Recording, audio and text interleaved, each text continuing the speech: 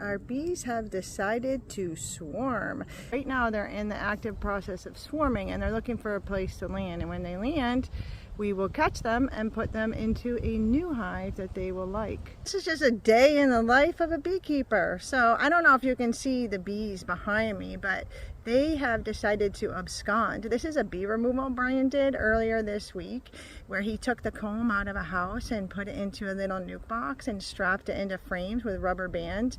And sometimes in that process, the bees just get so disturbed in that moving process that they decide they don't want to stay in the little box that we made them with their old comb, and they do something called absconding, which it looks like a swarm, but it's a little bit different because all of the bees just decide to leave, and they haven't made a new queen and left bees behind. They just have left the hive. And so right now we're waiting for them to settle down onto a branch like a swarm, and then we're going to catch them and put them into a new hive.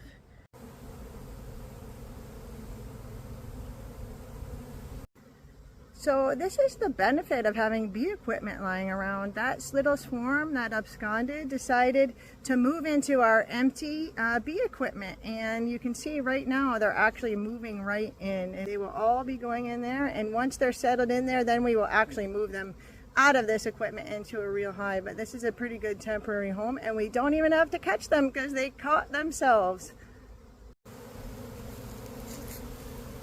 So right now they are just moving into the hive. They're flying around and figuring out where the hive entrance is, and they will be landing on the hive and crawling right in. So you can see the bees are actually just moving right into the hive right there.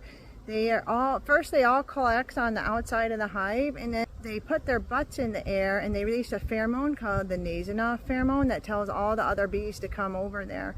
And then all the bees will land on the outside of the hive, and then they will walk into the hive, and then they will claim it as their own. So that's the process right now. These bees are moving into the hive.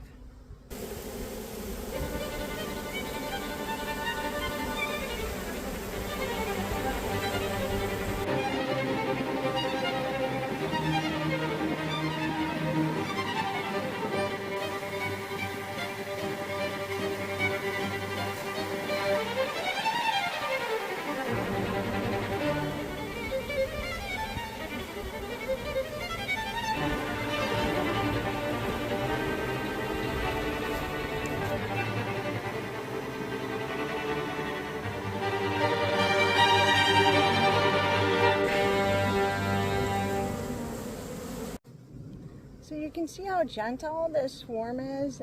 They are not stinging me. I'm standing right in the middle of them, and bees are flying all around, and you can see actually they don't want to sting me. They're just really interested in moving into their new home. So they're flying all around me. I'm not wearing any protection, and there's nothing for me to be afraid of. But I'm actually out here in a skirt. Now I have a lot of experience with bees. So if you don't have experience with bees, I don't recommend doing this. Since I'm a beekeeper and I have a lot of experience with bees, I can tell how they are. But in general, most swarms are very docile and you don't have to worry about being stung by them.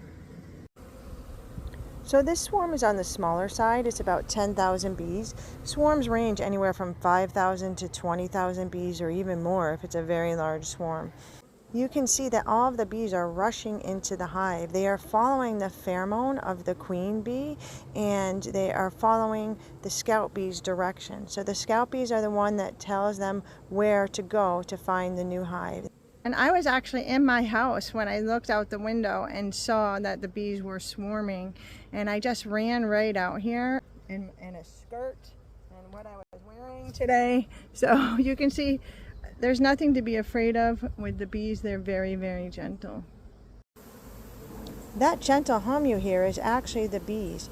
They are releasing the Nasonov pheromone. They do this by flapping their wings and lifting their butts in the air, and it releases a lemony scent, a lemongrass scent that's very fresh that you can actually smell if you get close to the hive.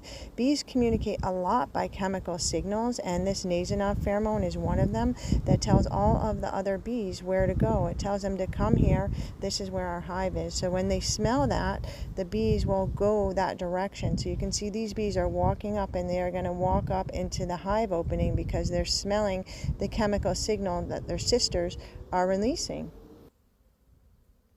So you can see the bees are just about all settled right into their home. There's a lot less flying around. Most of them are moving into that, you can see that second and third box down. There's a few that are on the bottom boxes closer to the ground. All the boxes are connected, so they'll be able to figure out where the rest of them are. That big clump down there will soon move into the same box with all the other bees, and they have found a happy new home without us having to do anything.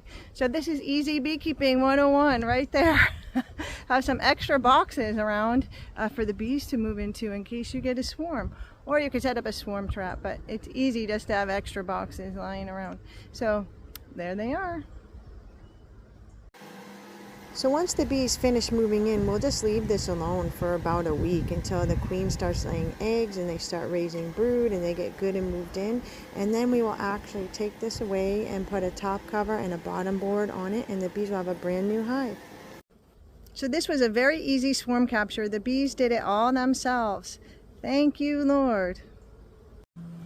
So you can see the bees are like all moved in right now. There's hardly any left on the hive, and that was a successful swarm and swarm capture, and very, very easy.